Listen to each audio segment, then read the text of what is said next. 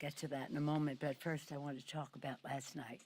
Last night was so historic for us to hear President Zelensky. It's been a momentous week for our democracy. Yesterday was my high honor to welcome President Zelensky of Ukraine here in the United States Capitol. He delivered a magnificent, awe-inspiring speech, I think all would agree, and the courage, heroism, and determination of the Ukrainian people shone through.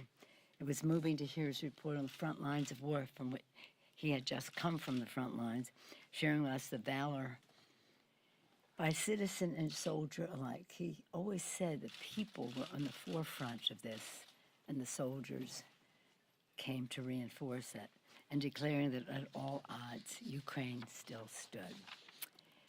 I brought this picture because it's one that I show on Winston Churchill's birthday. We have his birthday party every year. Just a couple of weeks ago, we had it in the Rayburn Room. Perhaps some of you were there. And I always show them the picture of Winston Churchill speaking to the Congress of the United States the day after Christmas, 1941, following Pearl Harbor. And my father, Thomas D'Alessandro Jr., Baltimore, was there. And this arrow points to where he was sitting there. And so it always was a source of pride to me that my father was there that day. And now a source of pride that I could be there to hear another heroic leader of a country at war, come ask for help. When Winston Churchill came, what he said, now think of this and think of last night, he said, "We are doing the noblest task in the world, not only defending our hearths and homes, but the cause of freedom in every land." So much the theme, so much the common purpose of President Zelensky. But I'm so proud of this. And when I wrote to the members about coming, I said, I take great pride in my fact that my father was there for that.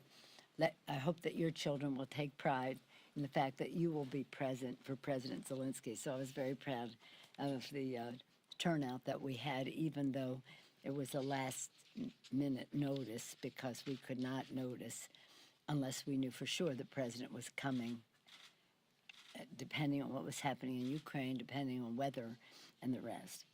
Again, democracy on the line. What an honor it was to have the flag that was presented to President Zelensky by the troops, and they asked him to bring it to us to say thank you.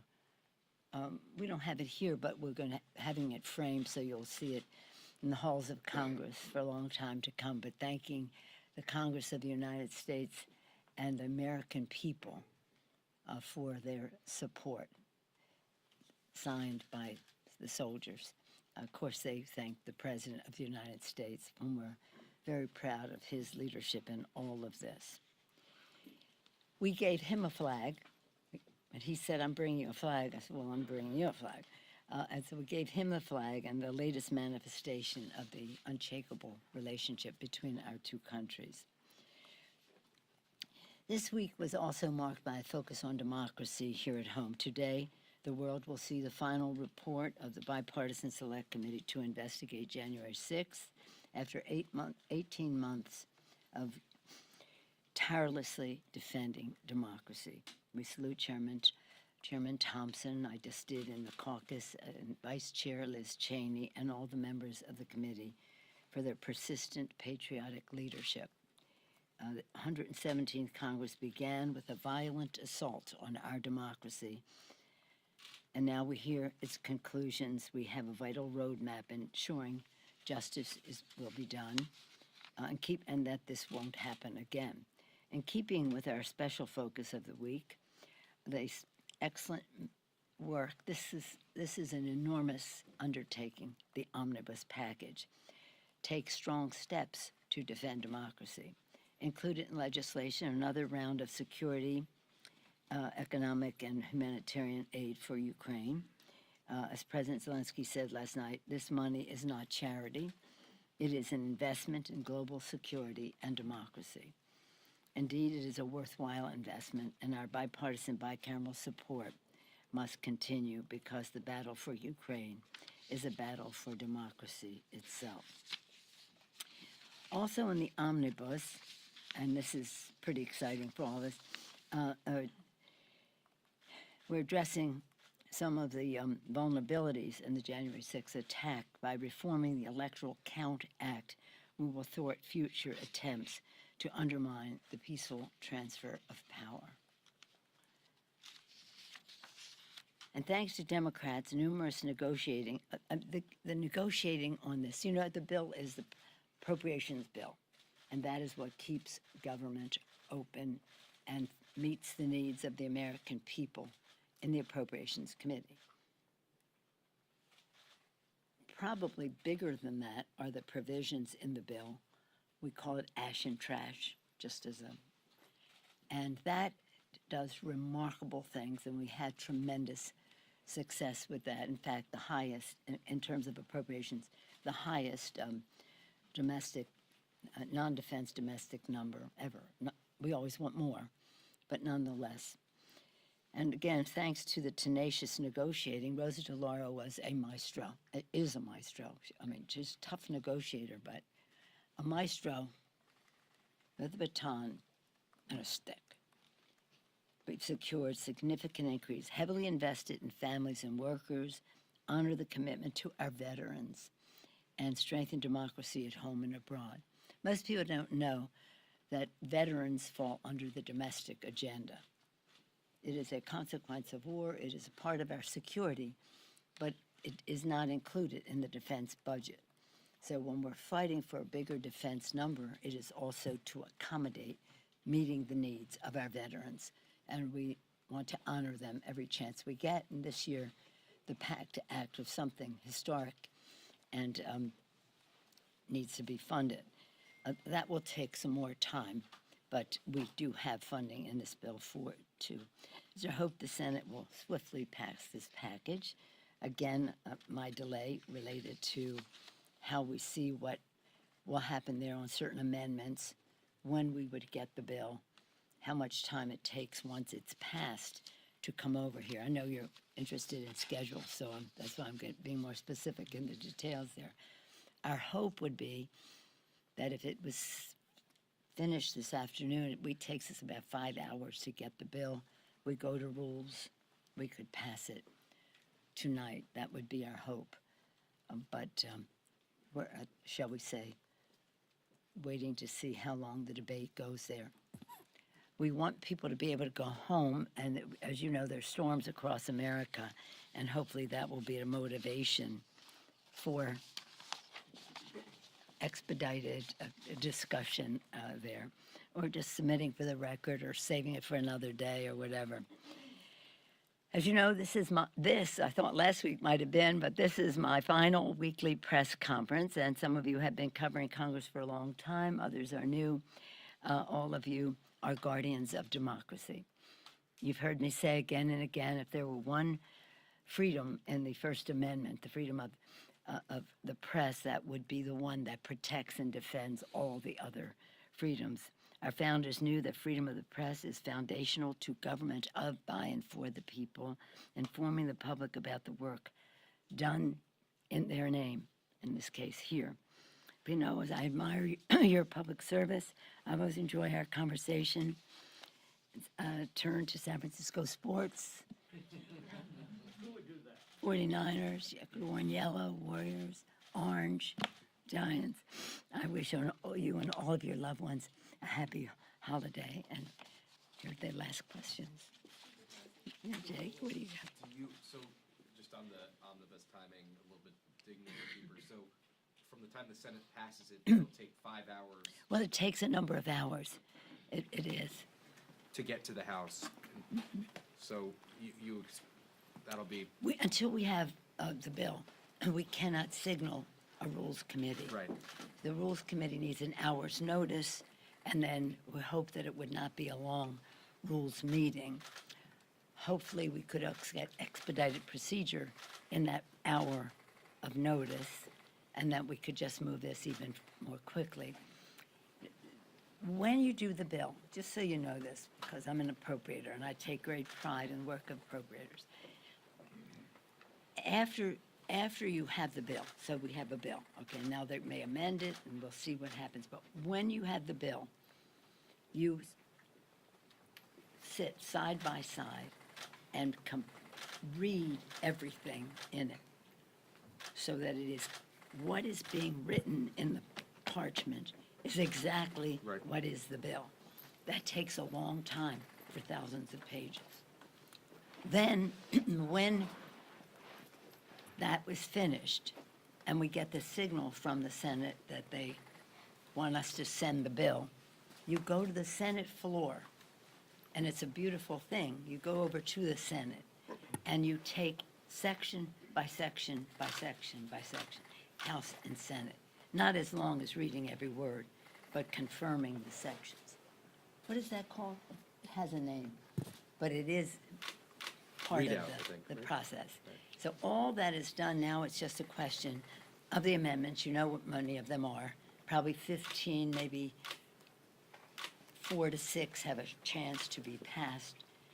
Other compromises made. And it's just a question of how long people decide to talk on the floor. We would hope that with this smaller amount of amendments, it would come over sooner, be closest to what we sent over. So again, in terms of your planes, I think it's tomorrow, but it could be tomorrow morning, is which we hope. Yes, ma'am. Madam Speaker, thank you for your comments. I just want to ask you in this time of transition, have you had any conversations with Leader McCarthy, or do you intend to? And if he prevails as Speaker, what advice would you give him? Well, I don't think anybody needs any advice from anybody. You've heard me say even about our own distinguished leadership. I'm not going to be the mother-in-law comes in and say, this is the way my son likes his turkey stuffing, his scrambled eggs, or anything else. They have to have their own vitality about it all, and they do. And so as far as he is concerned, yes, we haven't had any formal conversations, but we interact, and I'm just hoping that on January 3rd, that they'll be expeditiously able to elect a speaker so that we can get on with the work of the Congress. And just so you know, this may interest you. What I have said to everybody is the hardest thing that I had to do, since you're asking this question, I was Speaker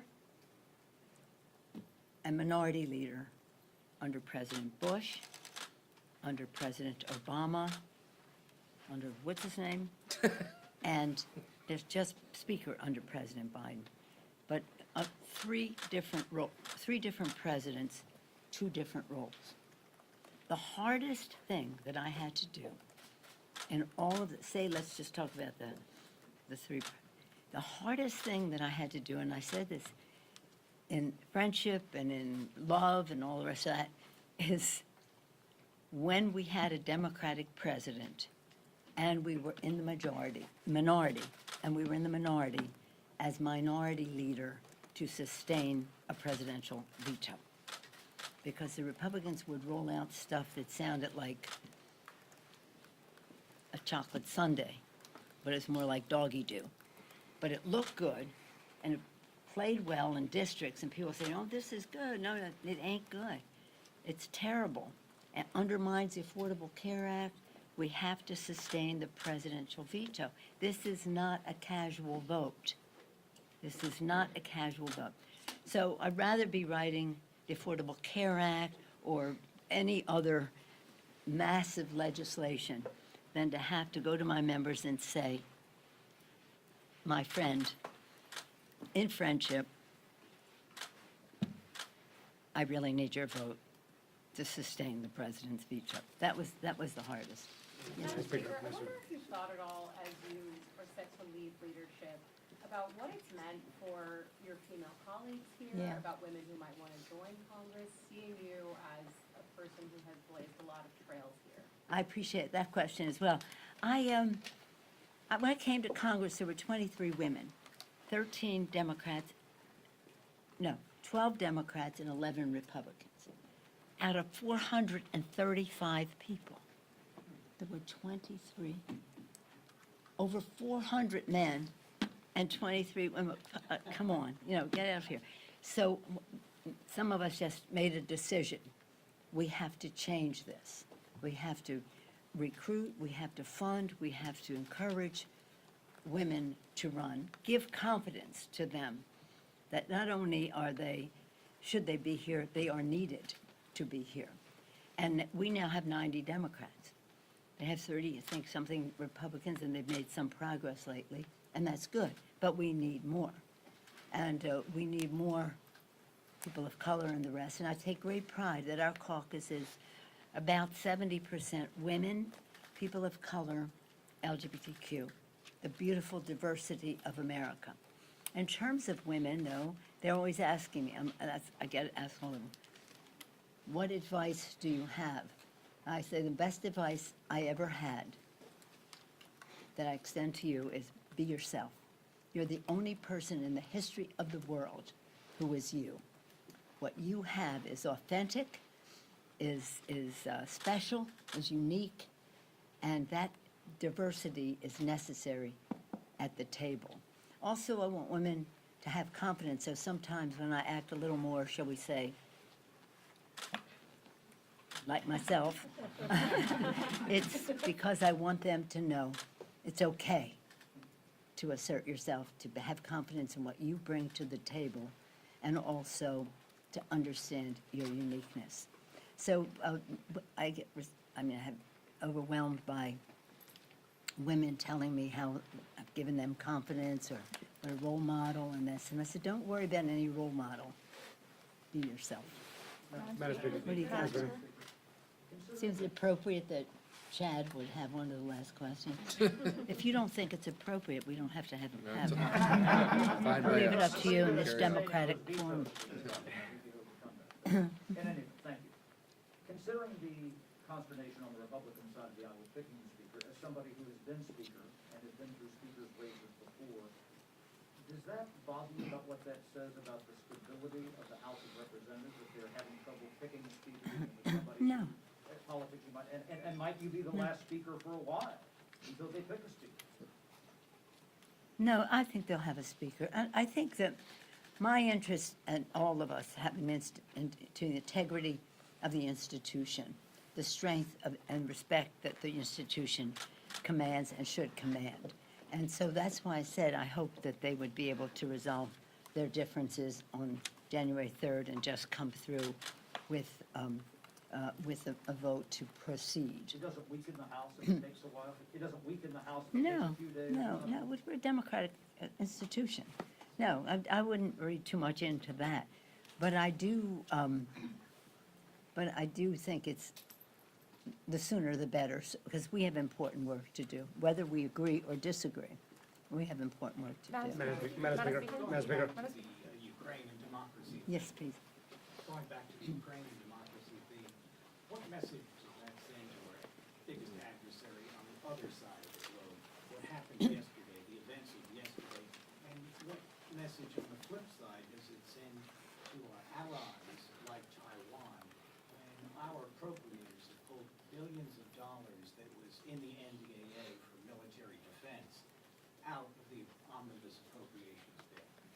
Well, out of the appropriations? Out, it was not included in the appropriations. Well, the defense number is bigger than it's ever been.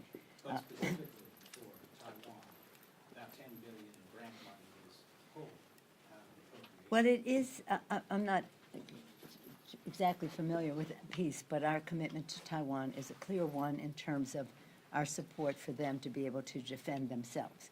But to basic first part of your question, the important purpose, in my view, of last night, and that's why I'm glad the President spoke in English, was to deliver a message to the American people of appreciation, of gratitude, and of connection in terms of being about democracy, theirs and ours. So it was an important message for our country. The response that he received from the members of Congress was overwhelming. was overwhelming. And that was an important message for his people, for our people to see, for Ukrainians to see, for Russians to see, and for our allies to see. It was the connection between our two countries, the commitment to democracy that we associate ourselves with in terms of the courage of the people of Ukraine. What about China? China seeing. Oh, you were talking about China. I thought you were talking about Russia. Yeah, China can see that as China can see that as well. That's a whole other subject. That's another press conference for whoever wants to take that up. But as China, you know, I've been on the China case since Tiananmen Square. Even before that, I had met with His Holiness the Dalai Lama and had concerns about treatment in Tibet and then when Tiananmen Square came, we were more active in terms of the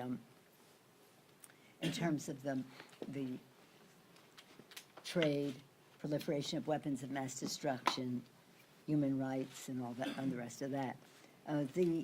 Interesting to see how China calibrates its activities with Russia in all of this. But I think it was an important message. And isn't it interesting that December to December, see, I invited him October 20th.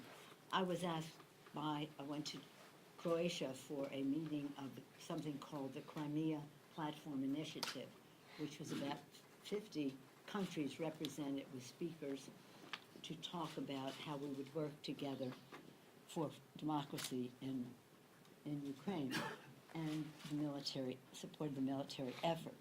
At that time, October 24th, in a meeting with the delegation from Ukraine, they asked for a joint session. They asked for some other things too, like patriots. They got that on the trip too. But then, of course, it was a question of time. And I have to say, Leader McConnell was so supportive right from the start. Right from the start. That was a real comfort level to come back and see in a bipartisan, bicameral way that we can do this. And that it would happen in Easter week, when the visit from Churchill was Easter week, Christmas week, the day after Christmas, this a few days before Christmas is inspiring. It's very inspiring. So again, it's a message that is inspirational as well as strong and informative as to our bipartisan, bicameral support for Ukraine, as well as admiring the leadership of our president, President Biden. Speaker The D'Alessandro family, present for Churchill.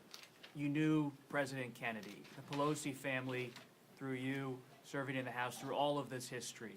You have been in the Democratic leadership now for 2 decades, Speaker of the House twice. This is a major transition moment to now move into a different role in the House your family has long been connected to. Could you offer us some thoughts about how you will approach your new role in the House in the new year, both on policy and on your role with the Democratic Party? How do you see 2023 for Congresswoman Pelosi? Well, we could have a whole seminar on that, but we won't because we're waiting to hear from the Senate. Here's the thing. As Speaker of the House, I have awesome power. As now transitioning to a different role, I expect to have strong influence, but not on my members, just in terms of encouraging more women, for example, to run, to talk about civics and how we have to, used to be a requirement when I was little, 100 years ago, but now it's an elective and most people are not familiar. So I have to see what that path is. But the Speaker of the House is a very big job, and just wrapping it up will take time. With the Library of Congress, for the papers, with the historian of the Capitol of the Congress, in terms of interviews and the rest of that. And in just, I think that probably the most overwhelming thing I'll be doing forever is saying thank you. Thank you to my members. Thank you to the intellectual resources that have helped us with policy. Thank you for those who've helped us politically to attain our majorities and our strength in the Congress. I think my life will be about accountability to the record, the history, and thank you to those who made all of that possible. You mentioned John F. Kennedy. I'll close with this. You've heard me say it many times. I'll say it now again because it identifies with what President Biden has been doing. When I was in school, I went to President Kennedy's inauguration. On the East Front, freezing cold. Freezing cold. The whole world, every child in America knows that in that speech he said to the citizens of America, ask not what our country can do for you, but what you can do for our country. You've said it. I see you all mouthing it. The very next sentence is what struck me. The very next sentence, to the citizens of the world, ask not what America can do for you, but what we can do working together for the freedom of mankind. That's what President Kennedy said. Not condescension, not doing something for, but working together. And I've said this to President Biden, and I said it at the St. Patrick's Day lunch, because that's, Kennedy connection there.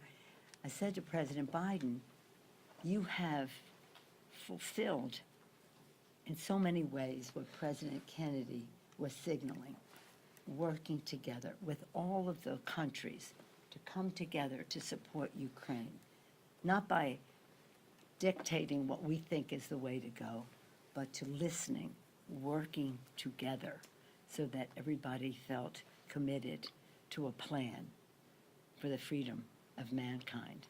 And that's how I tie being there as my father's daughter at the inauguration to what happened this week and what our responsibilities are later. But my goal and my wish is that the members, that our new leadership in the House, based on the foundation that we have laid, or forming their own approach, will do even better than the significant legislative successes that I have had as Speaker of the House. Thank you all. Happy holidays. Merry Christmas, Happy Kwanzaa, Happy Hanukkah, whatever you celebrate, enjoy your families. Yes, thank you.